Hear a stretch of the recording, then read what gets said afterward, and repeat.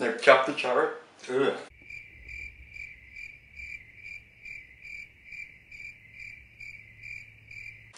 Roast carrot and chipotle hummus is another one in the cooked hummus world. It's one I discovered a little over a year ago when I was recovering after getting my tonsils out. So mushy foods were definitely a preference at that time.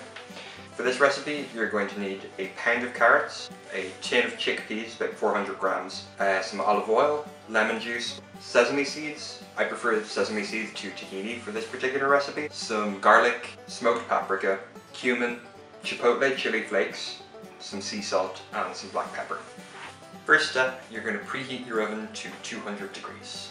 So with your carrots, make sure to chop the stalk or end off and give them a good wash. You don't need to worry about peeling them because they're all going to be blended up anyway. But as I said, make sure they're washed and cleaned. So once you have them washed, half the carrots down the middle and chop them into even-sized chunks. Once you have them chopped up, throw them onto a baking tray, drizzle a little bit of olive oil, and then sprinkle some sea salt.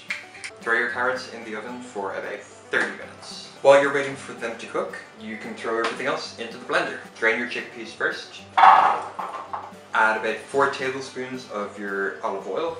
Add your lemon juice. Add a tablespoon of sesame seeds. Add your 2 cloves of crushed garlic. Add a pinch of celery salt. A half a teaspoon of cumin. A little less than a teaspoon of chipotle chilies. 2 teaspoons of smoked paprika. And a grind or 2 of black pepper.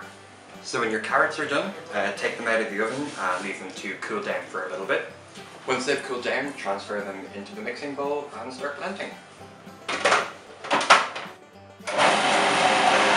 Give it the once over with the spatula, just to make sure that any of those pieces stuck at the sides get mixed in.